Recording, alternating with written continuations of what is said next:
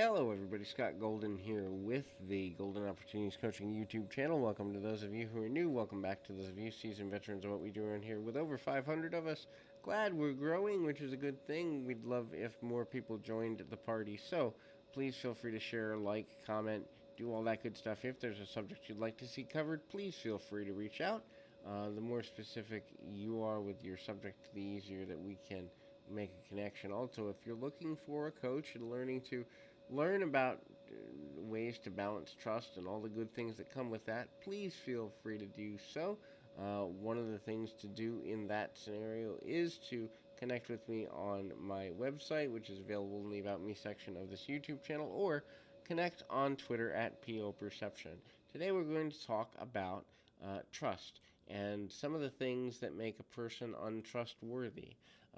Certainly, trust, once it's been broken, is extremely difficult, if ever, to get back, and you kind of have to be, you know, willing to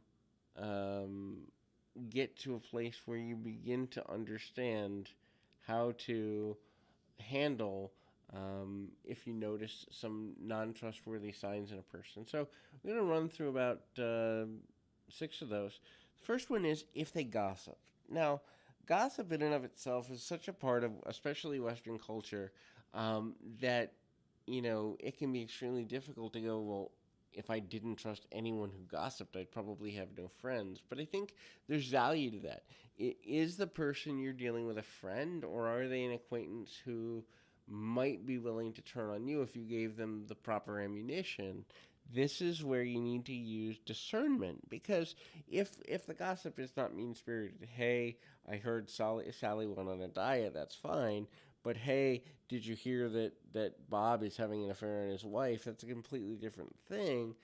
But also, too, judge how much you trust a person based on, if they were saying these things about you, would you be comfortable with that same standard?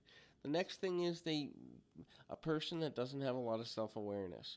If a person does not know how they come across, or even more devastating in some cases, they don't care how they come across, this could be extremely damaging and detrimental to the foundation of the relationship and the building of same. In other words, when a person doesn't care how they come across, or isn't aware, or doesn't have the self-awareness to consider how other people see them, it's also a sign that they're very self-absorbed. And having a relationship with a self-absorbed person, while it's possible, isn't always the best of options, because one, it gets to be quite stressful. Two, it can lead to feelings of being inadequate in the relationship, and you start to begin to think, hey, why am I here? If you're just going to ignore what I think, say, or feel, what's the point of us interacting at all? The next is if they don't have empathy. Now, this is really difficult because empathy can be faked, especially people with dark triad personality disorders, which, if you haven't seen the audio I did on that, go check that out. But a person with dark triad, Machiavellian, or psychopathy, or narcissism, these individuals can learn how to mirror image empathy. And so that can be extremely difficult, especially if you think that you have been able to identify or to connect with someone on a deeper emotional level, and then they turn on you really quickly. This can be extremely painful and quite damaging. The next thing is if they leave you with no choices, or they refuse to make choices. So choice is one of the few things that every person on the planet has.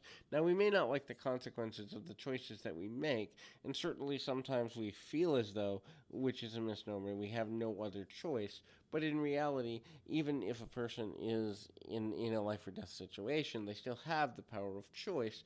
Very rarely, to the point of, let's say, a person who's been medically incapacitated. That would be one of the few cases I can think of where a person has no choice, but there's so few cases of that. But if a person takes away your choices by giving you constant ultimatums, or they're wishy-washy and they refuse to make choices one way or the other, whether it be about the friendship or whether it be about where you go to dinner, a continuation of a person who continues to not make choices on a continual basis will, in fact, erode on you over time, this can be extremely painful because, hey, it's like, well, when are we going to make a decision? Oh, tomorrow. Oh, the next day. And then you're 2 weeks later, you're 4 weeks later, you're 6 months later.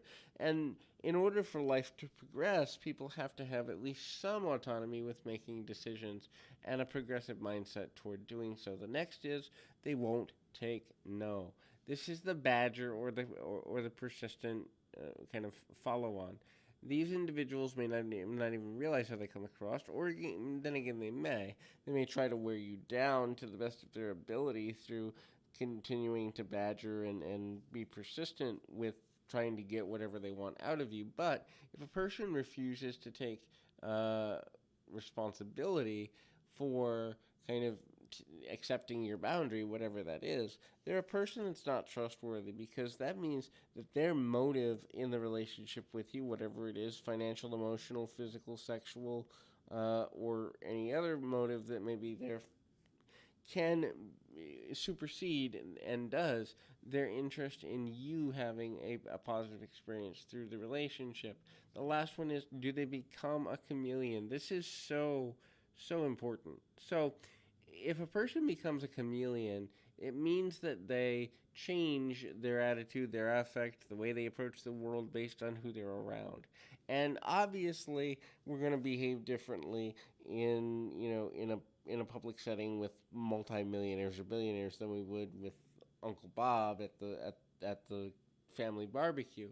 But at the same time, when their complete affect changes on a dime, this is a sign that they're not trustworthy because they may be manipulating you in terms of they know what you like, and so they give you what you want without being fully invested in actually being 100% honest and transparent. So hopefully this is helpful. I hope that you keep your feet on the ground, your mind in the moment. Until next time, everybody.